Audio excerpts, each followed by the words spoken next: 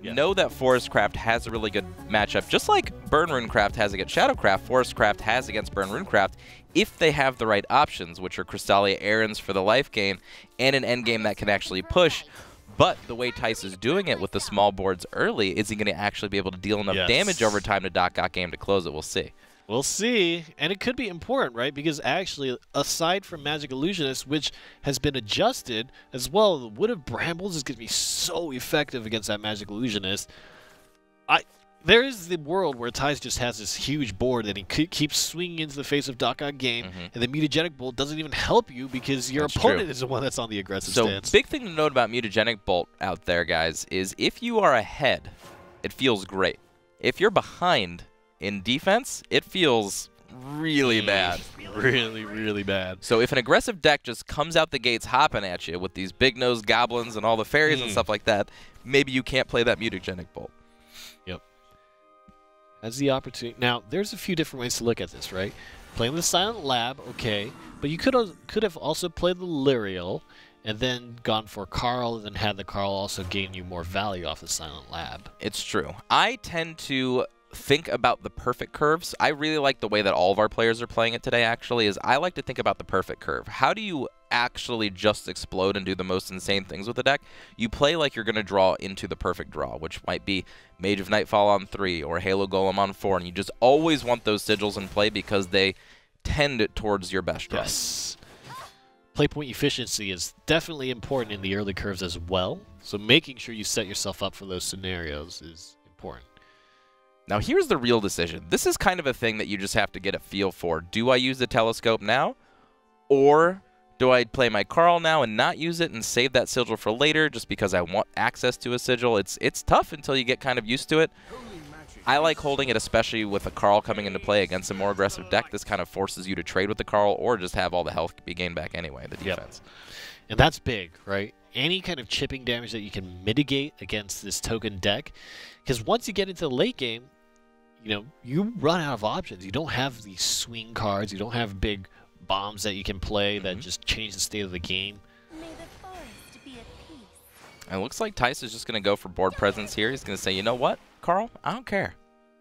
You can stay and play. Yeah. And it's great, right? Because if he hits that Wood of Brambles, then all of a sudden every single one of his cards just becomes that much more effective. Now, what we do see from DocGotGame is that he does have access to 2 Master Mage Levi's coming up in just a couple turns here. So Thijs, if he's looked at the list, should know that this is coming. We'll see if he can play around it well enough. And this is 2 players playing the game of chicken, right? Yeah. Who's going to try to clear board first here? Right. DocGotGame wants to do damage to face. Thijs says, oh no, I'm going to be the one on the aggressive end. Perfect draw. Elf Song on turn 4 with fairies in hand. That means this board is going to be buffed. Board is mine. Yep. Elf Song says, if 2 cards or more are played during this turn, give +1 or +2/+2, I believe. No, just 1/1. +1/+1. And 2 fairies into your hand. The full board. Yeah. Yeah, and the 2 fairies as well. Well, the 2 fairies happens no matter what. Right. The board buff only happens if you have the 2 cards played. Correct. And now this is a great turn. That Elf Song draw was insane. So now on turn 5, DocGotGame cannot cast those Master Mage Levi's, and all of this damage is coming through. And a Lyriel that would have normally removed a lot of these tokens now is 1 damage away. A little bit less. Now, without Elf Song, of course, Lyriel this turn would have just cleaned up the board by herself, but with Elf Song, not so much. I don't think there is a good option for Rune to be this wide this early. It's hard. I mean, Telescope can draw you into something. The one amazing thing about Telescope, guys, if you haven't noticed it, is if you have a sigil in play and it uses its Earthright, it will destroy that sigil, draw you a card, and reset that play point. So it's actually like you didn't play anything before. It's great. It's a free cycle, and Doc is going to... And this is great. That this was is probably awesome. the best thing. Yeah. Right? You get Perfect. 3 damage to face in combination with the Lyriel here. Oh, doesn't get the extra use. So Piercing Rune can get reduced to 2 if he would have played the Lyriel first. Maybe he didn't read it fast enough. If he Lyriel evolves, on evolve, Piercing Rune has its cost reduced to 2. Could have cleared out 1 extra follower this game. That extra 2 damage could matter when it's this tight. Yeah. We'll see. It's interesting. I wonder what kind of tells DocGotGame maybe just realized. He's like, oh, yeah. Ooh, I drew the burn rune. I needed it, or the burn card. Oh yeah. It can do more things. Man. And now Thijs is able to just run wild here. And this is exactly what he wants to do with this deck.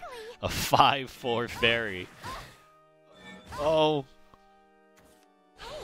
That's one defense above what Master Mage Levi can do. That's right. So Master Mage Levi will most assuredly come down and have to evolve into that 5/1 after the Mage of Nightfall deals its damage. And that Mutagenic Bolt, that doesn't do it. That Mutagenic Bolt actually just says I lose the game if I play it. Yep. And now can Thijs, this is the part I was talking about. In the end game, how does Thijs actually get the last points of damage in? I think he's going to have to grind for quite a few more turns for that to actually happen. Yeah. I don't know how many, I guess you have, does he have Beetle Warrior in the deck as well? I think he has a few copies of Beetle Warrior. Storm is going to be the easiest way. Yeah. And what's going to be dangerous is if Thijs can't set that up and he gets burned down a little bit more, then all of a sudden Mutagenic Bolt flips back on its head, right? The big thing is if health points are even, because Mutagenic Bolt has its ability of activate on your opponent's turn, the opponent is the one that loses. Technically speaking, because they are active player, their effects happen first, which means that Flame Rat damage, ouchie. Yep. Self-kill first. Insect Lord is great here. Slipped up. But this is just building another board to just get wiped out by Levi, and this time, DocGotGame doesn't have to spend an Evolution Orb. That's right. This time it's just a clean board clear while also pushing forth that damage that he needs to. Drawing more options is always good. Always good. I'd probably save this Sigil, though. Oh, no, never mind. He's got a Witch's Cauldron. Never mind. I would go all in with that Telescope. Give me that extra draw this turn. Master Mage Levy. Then you've got a Witch's Cauldron set up for anything that you would draw. You know, if DocGotGame comes out of today with, you know, in his back pocket, beat Kibler, beat Thijs, Yeah, that's pretty nuts. That's pretty nuts. The deck preparation was on point, and this is off the back of Noxious's, you know, kind of recommendations and DocGotGame researching himself. I don't really play Shadowverse, you know, whatever. Yeah. Just take out, you know, one of the foremost card players on the planet, and then Thijs also nothing to snuff at. You know what I mean? Very competitive tournament-winning player. I mean, this is all about kind of preparation, right? The better you can kind of figure out what your options are and how to play to your strengths, it's such an important part of Shadowverse, and it's how the professional players or really strong players find their consistency. Right. So smart preparation. And yeah, DocGotGame, I mean, honestly, he hasn't really shown any signs beyond that Piercing Rune play, which is a normal mistake for somebody to make, you know, who's new to it. Just everybody playing this Burn Runecraft deck just looks so comfortable with it. You know what I mean? It's just like, all right, nice. And I got board clears, I got a burn, I got nice board presence. It's great. So this is dangerous. Gonna... Oh, okay. Oh, I like this. I think... Oh, I thought he was going to set up the Airbound Barrage, maybe just bounce it and get it out of play. But this sets up a huge board. Yep, we'll do 4. So this means that the Lyriel can actually set up a scenario where you then inch down your opponent's health just a little bit more, get ever closer to a scenario where the Mutagenic Bolt... Remember, if there's any time where the health levels are even or in your advantage, that Mutagenic Bolt becomes very dangerous. Very dangerous. And for a deck that floods board very commonly, Thijs is going to have to find himself asking the question, can I afford to even fill the board here? Wow, it looks like DocGotGame's going to go for it. Maybe this means that he wants to use it to just full board clear with a Lyriel, because he can do that. Lyriel will be able to take out both of these Flame Rats.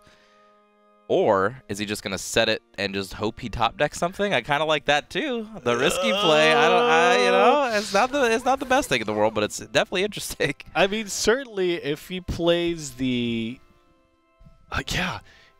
That's actually interesting. I mean, if you play the Magic Illusionist, you actually throw away a lot of your opportunity because now it only has 1 defense. If it had 2, then I could see a world where you say, hey, you can throw in the rats into my Magic Illusions, but it's still going to remain on board. He passed. No, he ran out of time, I'm pretty sure. Oh, no. That could be the nail in the coffin. These are the kinds of mistakes. One thing, guys, to note. There is a timer in this game. If it runs out, it will end the turn, and then you cannot make any plays that you wanted to make. Okay, no more Lirilan. Every single point of damage is very, very important. That's what right. you have to know. And Thijs, it feels like he's just going to go all in here, right? He has to. He's got to end this game before DocGotGame can find 6 damage here. This is a rough board. Oh, man, this Master is so Mage close. leaving up the top. Ah! Oh, no. No! DocGotGame! No! Oh, no! Oh, no. Paralysis by analysis. DocGotGame is so close. I love that. Perfect rhyme. Be long now. Fitting of the crime. Oh, man. Now is not the time, Exo. Okay. All right. We cannot continue with these word games here. You calm down. Unfortunately, DocGotGame, with his time running out problem, is facing down 4 Oh, no! Forestcraft followers that he cannot deal with. There's no way. There's just nothing to do. There's no way a Thijs will win. Against Burnwork... Thijs. Okay, you know what? Thijs, you're the man. Yeah. Beating out top-tier decks with whatever the heck Forestcraft deck you want to play. I love it. Oh, no, and DocGotGame knows exactly what's going on right now. Oh, my goodness. What a finish to that Wow. game. Thijs grinding it out like a master. Wow. Awesome stuff. Oh, my gosh. You know, it is heartbreaking to watch that happen, but by the same token, you know, and